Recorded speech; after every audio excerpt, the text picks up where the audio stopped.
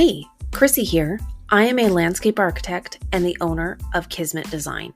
I am a very process-driven designer, and I love sharing what I do and how I do it with anyone who's interested.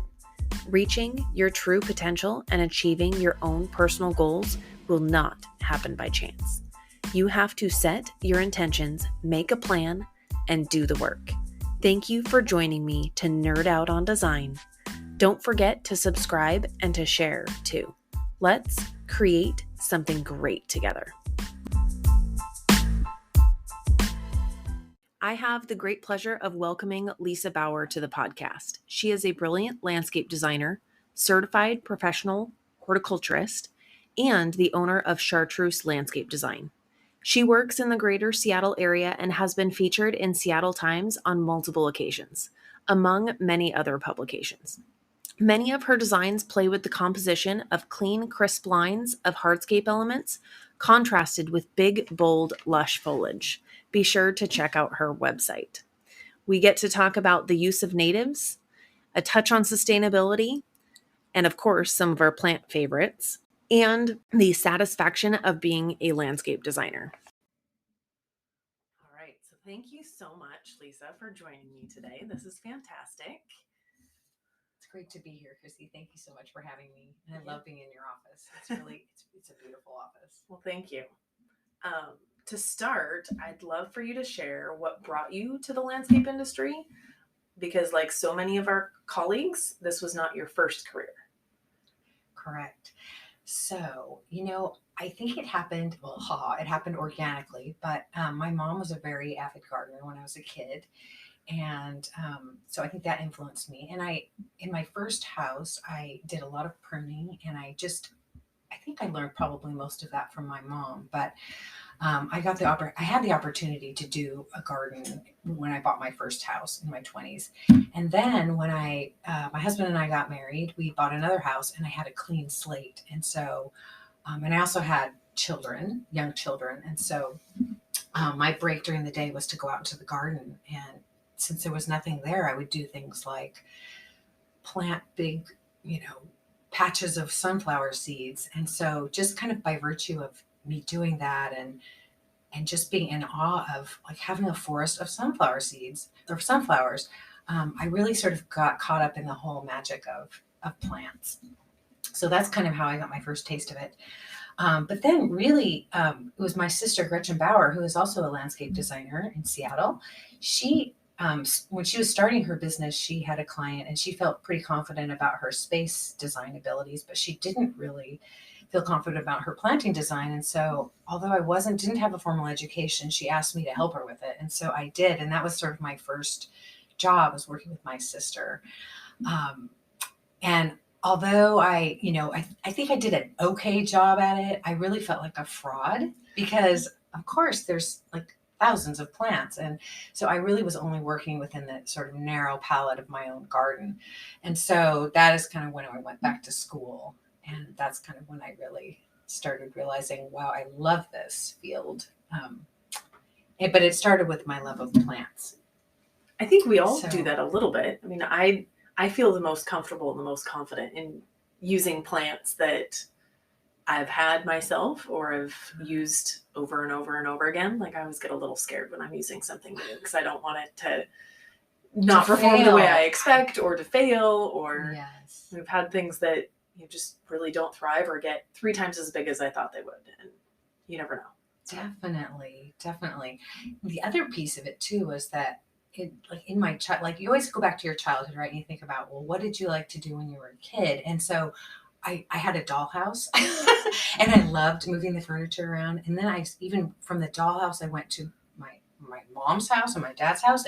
And when they would go on business trips, I would change the house around and I would literally move like the dining room into the living room, the living room into the dining room. And I don't know how I did it. I was a small kid, but I would get on my knees and move things around on rugs and everything.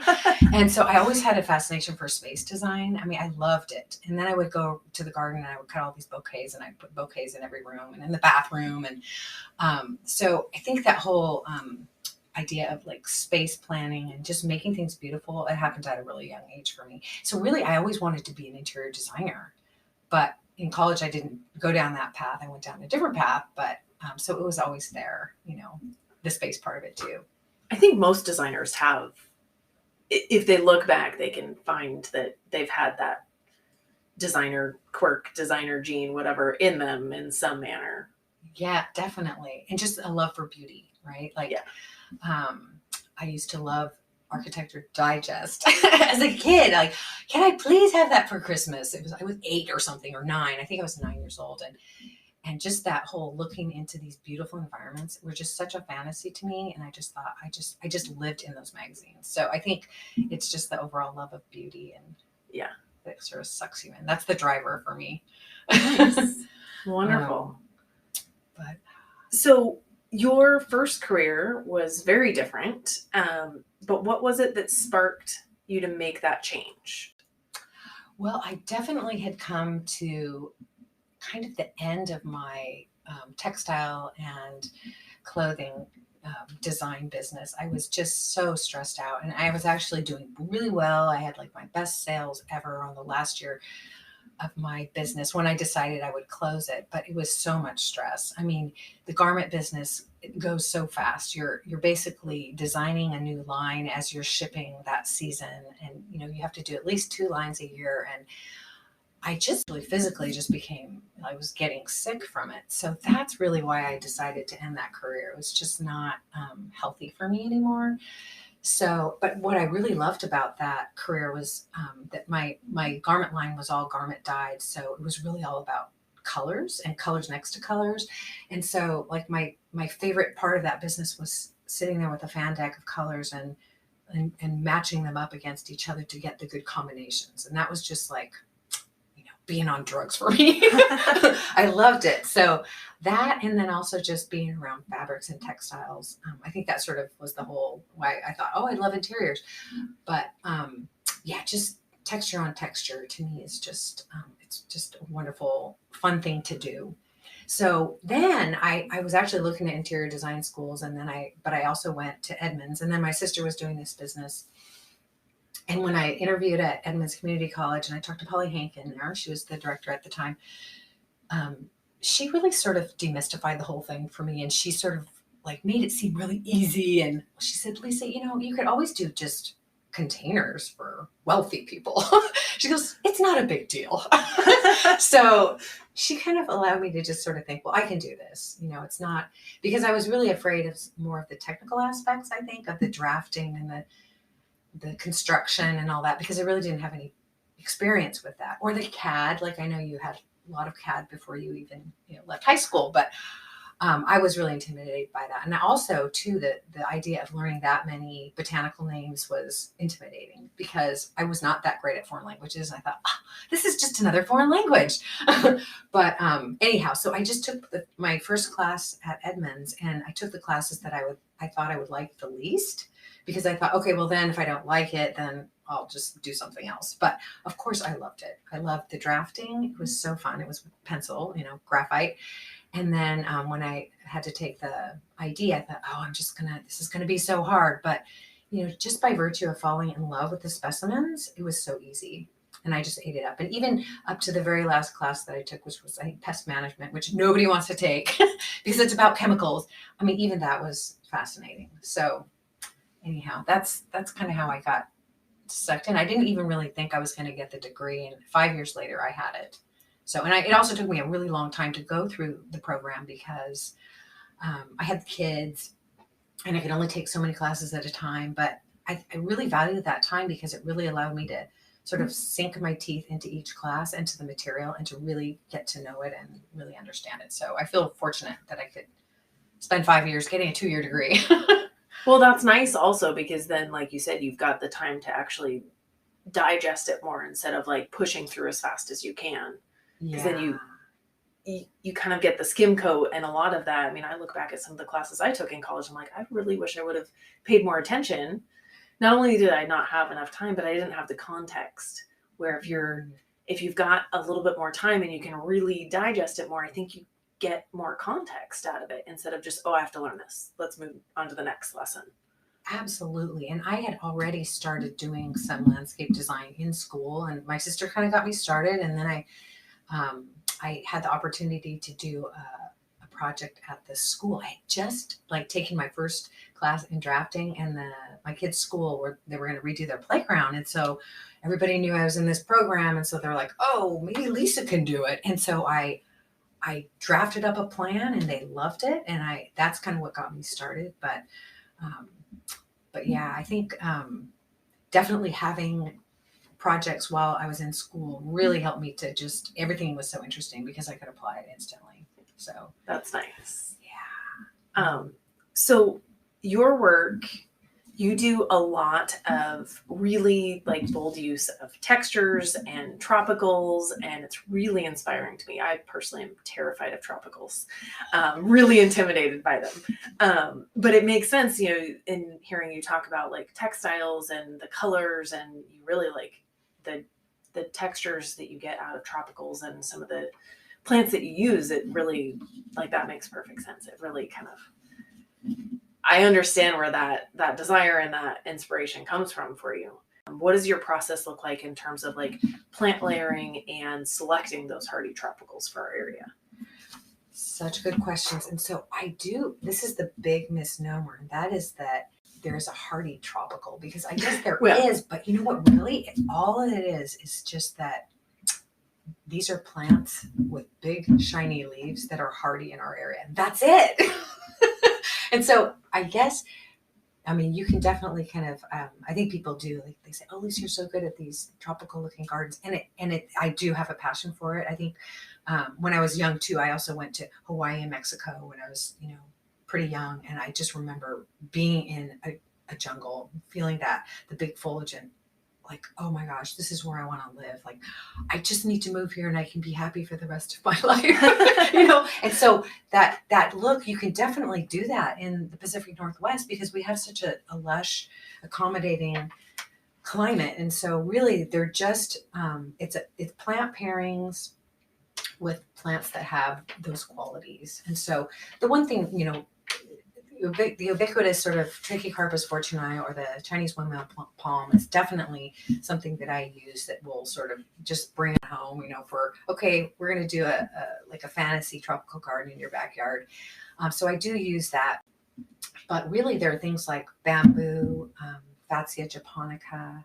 Those are all like plants that we see here all the time. I mean, there's such a really important Japanese garden influence in our area.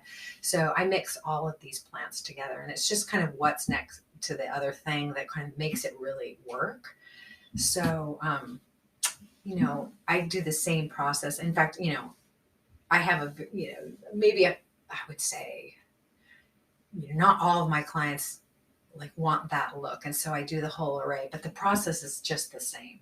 It's just the same. I'm just looking at, okay, zone 7 to 9 and not so much in the 9, really. I actually stays 7, 8. Seattle has some pockets too, microclimates, that I really do have learned where I can put certain plants, and like for example, a Chinese windmill palm, it does so much better if it's protected. So if it's not getting wind blown, if it's not on like a south slope with wind coming at it all day long, it will just look better because it won't be all wind burned.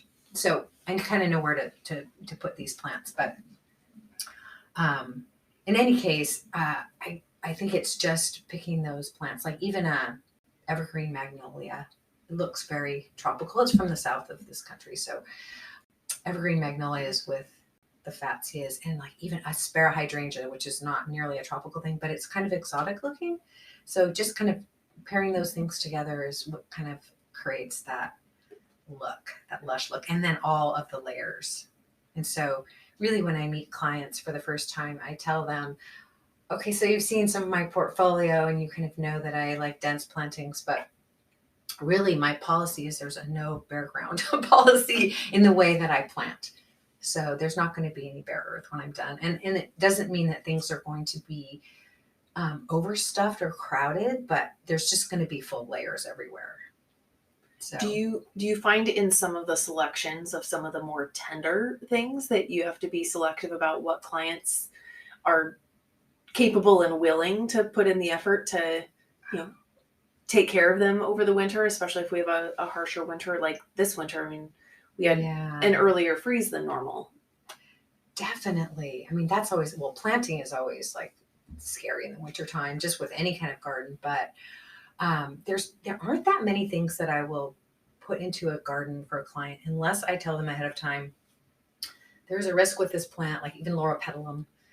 There's a risk with this plant, but it's pretty enough that I think that this certain spot will be sheltered enough, and we will make sure to mulch really well. But it may not survive, or it may not survive unless we can get it through a couple of years where it can get established. So that's true of most plants anyway. But I think the one plant that I can think of that I've been using more regularly lately is the Musa boschu, which is the banana, the hardy banana. So that plant, I've been using it a lot, and I consider it a perennial. So it actually is hardy here. Like even if it freezes, it will sort of melt to the ground like other perennials, but it will come back the next year. But having said that, I'm now putting it in for people, especially that want a really lush look, but if they need to have instant gratification, like I have a client and we took out some really big Leland cypresses that were, really dead, but so she's exposed to her neighbors now. And so the client was like, oh, we need, big shrubs. And I'm like, well, you don't want to put in laurel and you don't want to put in a Perinus lusitanica. Let's get something that's more like a strawberry tree that we have longer longevity and be better over the long term. But in the interim, we will use this banana tree. And they were so excited about that because it is so exotic looking. So with those, I just tell people ahead of time, okay, this is the process. If you want to keep your stalks really long, because if you wrap them in the wintertime before it really freezes hard, so I just wrap with bubble wrap a couple times around, and then I put some burlap over the top so it doesn't look horrible. Then it'll last through the winter and it won't melt to the ground. And that way, when in the spring, the leaves start to pop out of the top and at like 5 feet. Or wherever it lasts, wherever you put it in, whatever height it was, I cut the leaves off and then it will start from there. So that will give you those big, tall, exotic banana trees that you're looking for. So I always just tell people ahead of time, this is the benefit and this is the cost. Can you do that? That cost? And most people always say, oh yeah, that's easy. Or I'll help their landscape professional learn how to do that. So that's how I work with that. And I love the faces that you put on them. I don't even know how that got started. I think it was that, I had these silly totems in my yard. And I did put the burlap because I didn't want to see the bubble wrap. But then I was just like, oh, those look like totem poles. And so then I thought, okay, it's the holidays. This is my little pagan totem pole thing. So I use only materials that are sort of from nature. Like I don't use like plastic button eyes. I use wood, or I use, cut rounds or something. But anyway, it's really fun. And I do it during the time of year when I'm cleaning up the garden anyway. And so I use all the dregs that I'm cutting away. I just will bind really quick and wire and just throw it onto I love them. onto those totems. So anyway, and then sometimes we uplight them too with like holiday lights at the bottom so they glow so you can see them at night, which is kind of fun. So anyway, it's just another focal point for nighttime enjoyment. Yeah, for sure. So some of those things that are a little bit more tender, there's a couple good resources for more tropical type things locally, but do you find that seasonally they're harder to find and harder to source for clients? I would say yes and no. Like most of the bones of my plant palette that, like if I'm doing a hardy tropical look garden for somebody, then I definitely have my standard go-to plants, which are not hard to get, except like I would say windmill palms, not in the wintertime because they're just not bringing them up from California at that point. So those have to wait. But pretty much all of the other bones plants and a lot of the ground covers, like Beesia is another plant that I use as a ground cover a lot. That's very widely available now. So I would say like maybe 7 years ago, some of the plants that I was using were really hard to get, but not anymore. Like even Hibiscus mosquetos, which is that swamp mallow, that's a great hardy tropical looking plant that's actually grows in the Midwest. That's available now. But there are certain things, and I guess I never really, I will use them for clients that can wait, because there are some things that, like, I've been looking for a jelly palm, which is called, what is the botanic on that? Abudia capitata. I've been looking for that for a year now, and I have one in my yard, and it's absolutely gorgeous, and it's hardy here.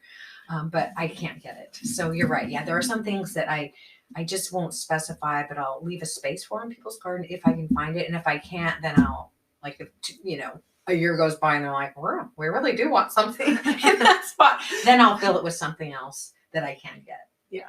Well, I'm sure every client's a little different. Like some are like, oh, you can't find it now, let's get something different. And others are like, oh, it's worth waiting for. Yeah, exactly. It just really depends on the client. So, and usually when I do a garden, people know that it's going to be, pretty plant intensive. I mean, it'll be hardscape intensive too, but the plants are equally as important. And so I'll tell them, what makes a garden really, really special is that, we're going to do all of the structural plants and all of the fill-in plants, all the ground covers, and then a certain number of perennial or dynamic change plants will go in. But then it's going to be probably 2 to 3 years later that we'll start really tweaking the garden and making it super special with, some pretty exotic plants that are really hard to find. So I always try to set expectations, and some people want that or know what that means or care about it. But I have other clients very into gardens and really are excited about the whole development, because we live in this world of instant gratification. I mean, Amazon has just changed everybody's expectations. Yeah. And so, but I tell people, it takes at least 3 years for it to even look like it's a garden. It takes longer than that just to sort of really finesse it and to move things around so that things are really working well together. And then to add those special things like in my garden. So I've got this plant called Roscoa Family Jewels, and it looks sort of orchid-like. It has dark leaves. It's absolutely scrumptious. I think I got it at Far Reaches, which I love to give a plug to because they're an incredible plant resource. But so it's things like that I can't always just go run out to Far Reaches Farms or, Wincliffe and grab some really special plants. So I will just, when I have the opportunities, I just tell people I will get them when I can and just be patient. And there are a lot of clients that totally understand that. So, and that's enough time too for the garden to really, really hone it and to make it special. And it's all those little special things that make it different and make it something that people, remember, like, wow, what is that plant? I mean, it's very rare too that we're in a garden where we go, what is that plant? So it's kind of fun to do that for people who are interested in it. Yeah. Well, and I think that's an added kind of touch point and relationship builder, having an extension of the installation process instead of, okay, here's your design, we work together so much, installation is done, and then it's like, okay, see you later, and then you don't see them again. Like I do 6 and 12 month walkthroughs with clients, but beyond that, like unless I'm doing another phase or something, usually like that's kind of the end, where if you're constantly kind of adding some tweaks and building, that's kind of nice. That's fun. It gives that extra little bit, an extra layer of artistry to the garden, because gardens aren't static by any means. Definitely. And I feel very lucky that I do tend to get people who are so like into plants and they're into gardens. And they may not know anything about plants, but they know that they want that. They have an appreciation for it. Yeah, they have an appreciation. And so I feel so lucky because I to build these relationships. And like I have one garden right now that I did a year and a half ago, and it's up on Cougar Mountain. And I love these clients so much. They're the nicest people ever. And they sort of handed this garden over to me, and it had been done 25 years ago by Dan Boroff, who's an amazing designer, but it had really become overgrown. And so when I took this project on, I knew it would be a long project anyway, but I was there the other day, and I've hired this wonderful Trisha Avey from Fernway Gardens, who is helping to develop this garden with me. But one of her crew members said, "Oh, wow, Lisa, wow, do you get to keep coming back to this garden?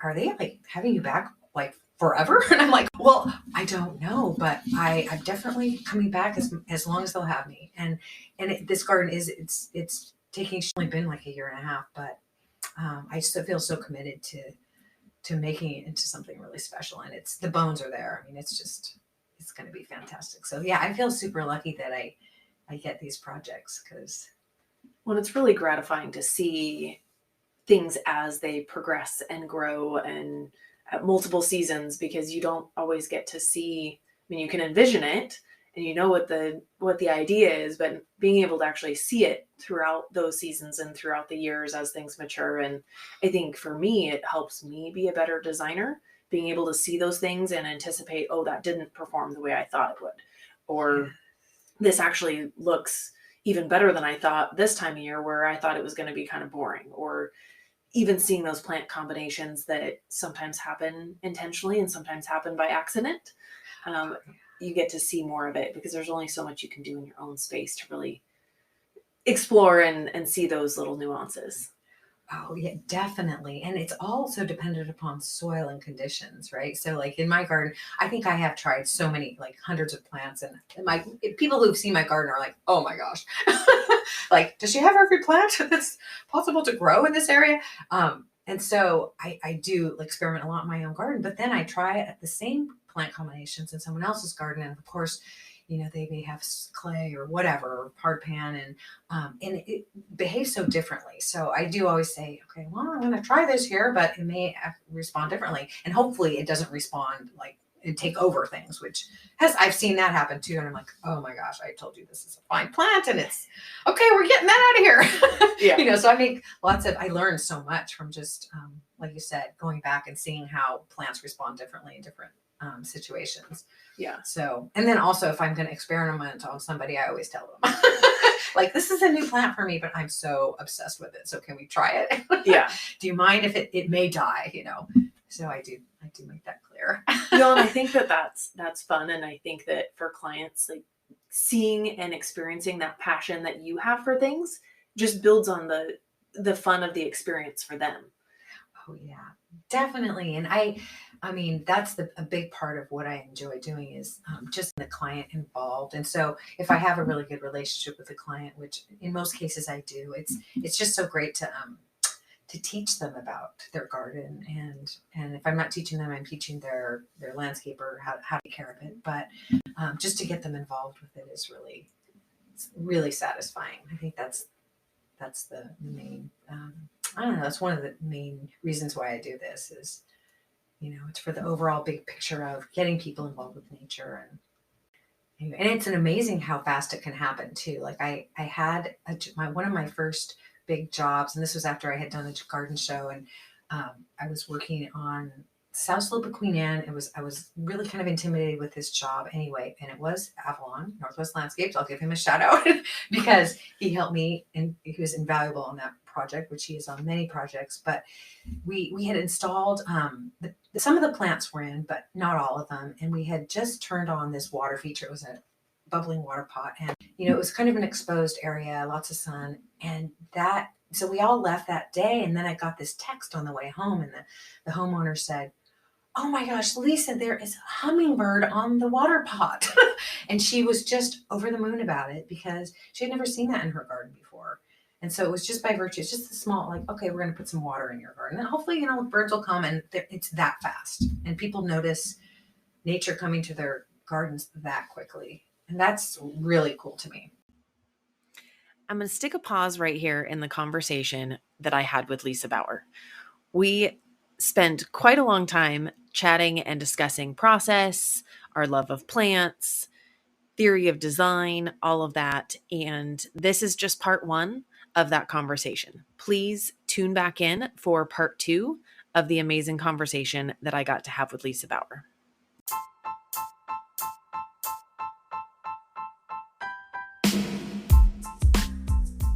To wrap up, I want to thank you for your time. I hope the ideas discussed today have left you feeling excited and energized.